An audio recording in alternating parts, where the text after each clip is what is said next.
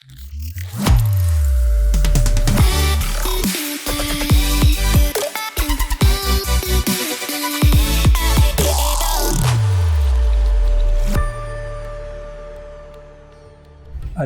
मैं डॉक्टर अरुण कुमार।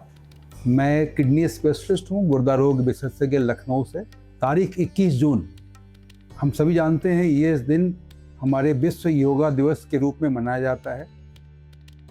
सारे विश्व के लोग इस दिवस पे अपने कार्यक्रम करते हैं।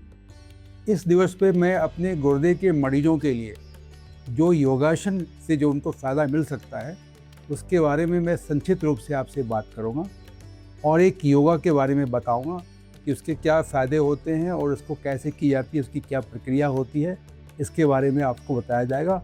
और साथ साथ इसका हम लोग प्रदर्शन भी करेंगे जो आप बैकग्राउंड पे देख सकते हैं, ताकि ये अपने खाली समय पे इस योगा का इस्तेमाल कर पाएँ। वैसे तो बहुत से योग के आसन होते हैं जो हमारे स्वास्थ्य के लिए बहुत फ़ायदेमंद होते हैं, लेकिन मैं एक आसन की चर्चा करने वाला हूँ जिसका नाम है पवन मुक्तासन।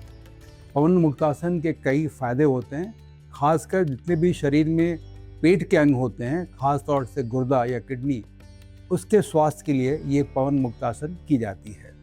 पहले मैं फ़ायदों की चर्चा करूँगा, उसके बाद इसको करने की प्रक्रिया या उसकी जो विधि होता है उसके बारे में बात करूँगा।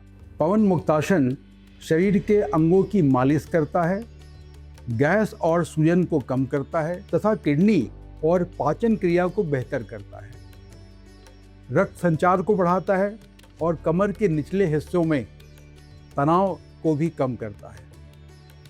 पाचन लाभ इससे क्या होता है, हाथों की शीघ्रता बढ़ जाती है, फंसी हुई गैस को बाहर निकालने में मदद करता है और कब्ज से राहत देता है।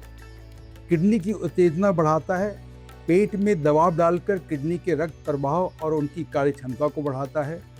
कमर दर्द से राहत मिलती है, निचले हिस्से की कमर को खींचता है जिससे जकड़न और रीढ़ की हड्डी का दबाव या तनाव कम होता है।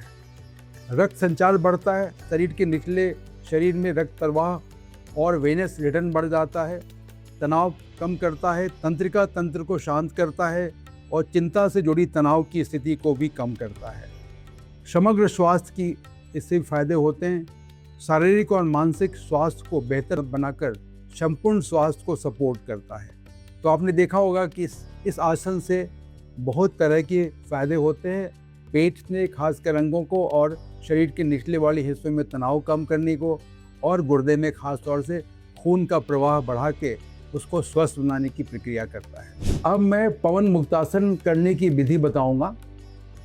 योग मेट पर पीठ के बल लेट जाएं, दोनों पैर साथ रखें और हाथ शरीर के बगल में रखें।